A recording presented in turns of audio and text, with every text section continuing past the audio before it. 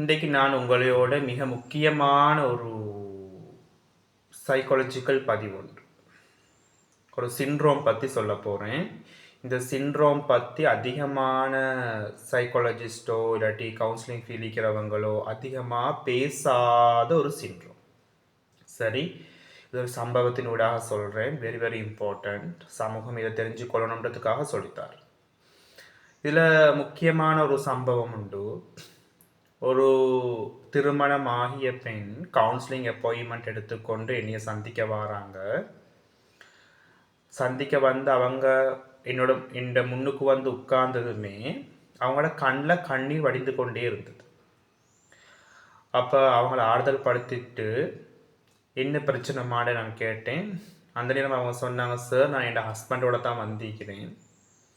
என் husband வெளியே உட்கார வச்சுட்டு தான் நான் உள்ளுக்கு வந்தேன். அவட முன்னுக்கு எனக்கு கதைக்க இல்லாது.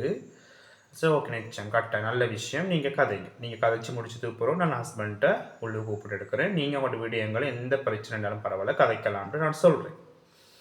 அதுக்கு பிறகு அவங்க சொல்கிறாங்க, சார் எங்களுக்கு திருமணமாகி 7 வருஷம் ஆகுது. 7 இயர்ஸ் ஆகுது திருமணமாகி. எங்களுக்கு ஒரு குழந்தை இருக்குது. இப்போ குறிப்பிட்ட காலமாக சார் என் ஹஸ்பண்ட் என் மேலே சரியான மட்டும் சந்தேகப்படுறார்.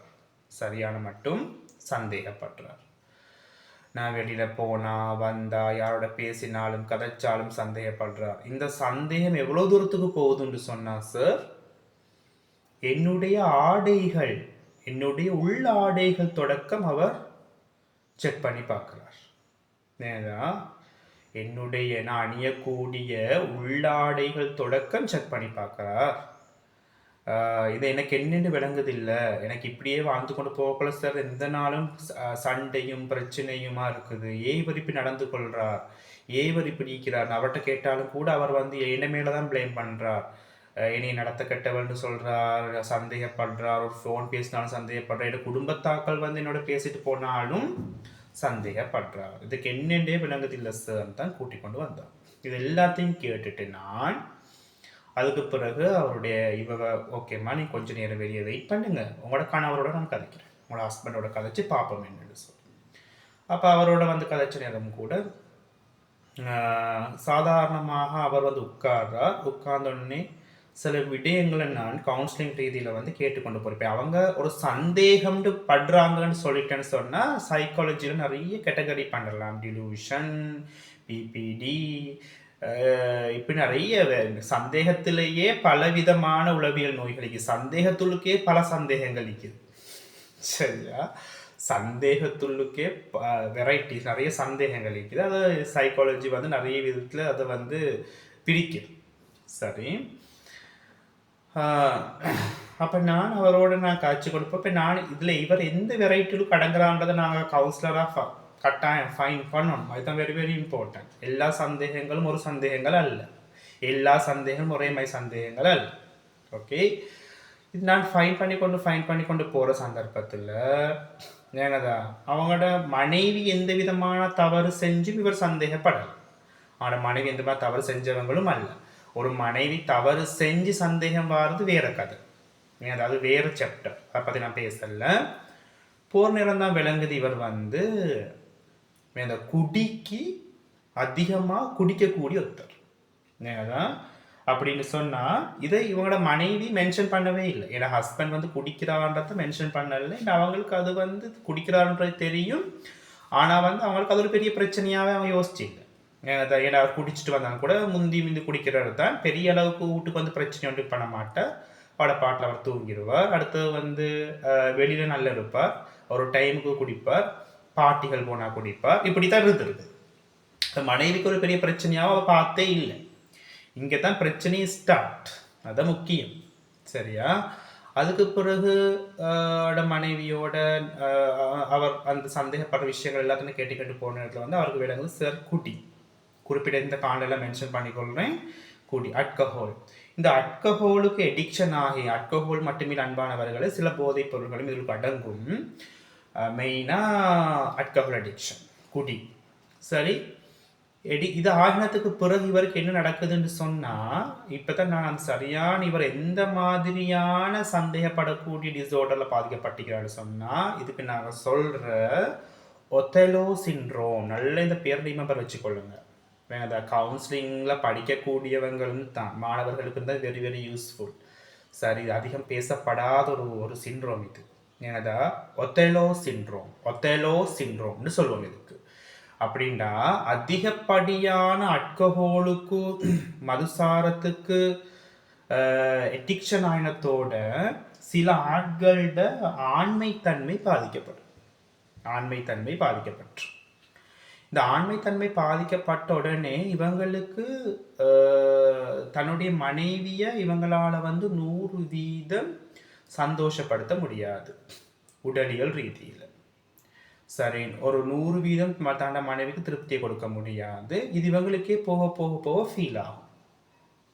இவங்களுக்கே போக போக போக இது உணர்றதுனால இவங்க ஃபீல் பண்ணுறதுனால கொஞ்சமாக இவங்களுடைய இயலாமைய இவங்க எப்படி செய்வாங்கன்னு சொன்னால் தாண்ட மனைவி என்னையை விட்டு போயிட்டுருவாளோ, தாண்ட மனைவி வேறு ஆண்களோட தொடர்பு இருப்பாளோ, இவங்களுக்கே ஒரு கட் பண்ணி கொண்டு வளரும். சரியா? இவங்களுக்கு இயலாமல் போயிட்டு தானே இவங்களுடைய இயலாமை இவங்க மனைவிட மேலே தான் இவங்க என்ன செய்வாங்கன்னு சொன்னால் கூடுதலான அளவில் சந்தேகப்பட தொடங்குவாங்க. அது உண்மையாகவே பிரச்சனையா இருக்குது? மனைவிக்கெல்லாம் பிரச்சனை, உண்மையாகவே பிரச்சனை இவங்களுக்கு தான் உண்மையான பிரச்சனை இருக்குது. சரி, ஆனால் இவங்களுக்கு அந்த உண்மையான பிரச்சனை எப்படின்னு சொன்னால் சந்தேக நோயாக ஆரம்பிக்கும். இப்போ இதில் இதுதான் நடந்தது உண்மையான விடயம். சரியா? இவர் ஆல்கஹாலுக்கு அடிக்ஷன் ஆகிக்கிறார். இதனால் கொஞ்சம் காலம் போக்கில் மிச்ச காலம் யூஸ் பண்ணியிருக்கிறார். போக்கில் ஆண்மை தன்மையில் கொஞ்சமாக குறைஞ்சிருக்குது. இதனால் இவருக்கு முந்தியமாய் தன்னை மனைவியோட ஒன்றாக இருப்பதில் இவருக்கு 100% தன்னை மனைவி சந்தேகப்படுத்தவும் இல்லாமல் இருந்திருக்குது. இதனால் இவரே ஃபீல் பண்ணியிருக்கிறார். ஃபீல் பண்ண கொஞ்சமாக தன்னை மனைவிட சந்தேகம் வரை ஸ்டார்ட் ஆகிருக்கு. இதுதான் ஒத்தெலோ சிண்ட்ரோம். அப்போ நான் உடனடியாக இதை சரியாக ஐடென்டிஃபை பண்ணது பிறகு அவரை கொஞ்சம் நான் வெளியே வைக்க சொல்லிட்டு மனைவியை கூப்பிட்டு சொல்கிறேன். ஆக முக்கியமான ஒரு விஷயத்தை நீங்கள் மென்ஷன் பண்ணவே இல்லையே, உங்களோட ஹஸ்பண்ட் மென்ஷன் பண்ணினார்னு சொன்னேன். என்ன சார்னு கேட்டாங்க. உங்களோட ஹஸ்பண்ட் குடிக்கிறார் வைக்கிறது மிச்ச காலம். ஓ சார், அவர் குடிப்பார், மிச்ச காலமாக குடிக்கிறார் தான், பெரிய அளவுக்கு பிரச்சனை ஒன்றும் இல்லை, அவரோட பாட்டில் வருவார். ஸோ அதுதான் பிரச்சனை. அப்போ அவங்களுக்கு எல்லாம் விளங்கப்படுத்தினேன். அவனோட மனைவிக்கு ஒத்தலோ சிண்ட்ரோம் பற்றி எல்லாம் அவங்களுக்கே ஷாக். நான் சொன்னேன், இதுக்கு முதலாவது சைக்காட்ரிக் ட்ரீட்மெண்ட் வேணும். இதுக்கு கவுன்சிலிங் ஃபஸ்ட்டுக்கு சரி வராது. முதலாவது நீங்கள் என்ன செய்யணும்னு சொன்னால் இதுக்கு டாக்டர், சைக்காட்ரிக் டாக்டர் நீங்கள் மீட் பண்ணுங்கள். ஹாஸ்பிட்டலுக்கு போங்க. அந்த ஹாஸ்பிட்டலில் அதுக்கிட்ட வேறு யூனிட் இருக்குது. போயிட்டு முதலாவது இவருக்கு நீங்கள் அது சம்மந்தமான ட்ரீட்மெண்ட் எடுத்துகிட்டு அதுக்கு பிறகு மெடிசினோட தான் நாங்கள் இவரை கவுன்சிலிங் கொண்டு போவோம் சொல்லி அவங்கள கைட் பண்ணி அவருக்கும் நான் கூப்பிடுறேன். திருப்பி அவரையும் கூப்பிட்டு அவருக்கும் நான் எக்ஸ்பிளைன் பண்ணுறேன். நீங்கள் இதனால் பாதிக்கப்பட்டிருக்கிறது மனைவிட எந்த பிரச்சனையும் இல்லைன்னு அவருக்கு எக்ஸ்பிளைன் பண்ண அவரும் ஃபீல் பண்ணுறார். ஏன் தான் ஃபீல் பண்ணுறார். இப்போ நான் சொல்லி இது டக்குன்னு குணமாகிக்கொள்ளும், எந்த பிரச்சனையும் இல்லைன்னு சொல்லி அவரையும் நல்லா எக்ஸ்பிளைன் பண்ணி 2 பேரும் உடனே அந்த டேவே நான் அவங்கள ஹாஸ்பிட்டலுக்கு டாக்டரை மீட் பண்ணுறதுக்காக அனுப்பி வைக்கிறேன். இதெல்லாம் ஆக முக்கியமாக விளங்குது தான் அன்பானவர்கள். இப்படியான பிரச்சனைகளும் இருக்குது. நான் பெருசு நினைக்க மாட்டோம். ஏன்னா ஹஸ்பண்ட் சந்தேகப்படுறான். ஹஸ்பண்ட் சந்தேகப்படுறது 2 விதம். ஒன்று, தாண்ட மனைவி தவறு செஞ்சு அதாவது சந்தேகம் வாரதுன்றது வேறு. அது மனநோயோ அல்ல.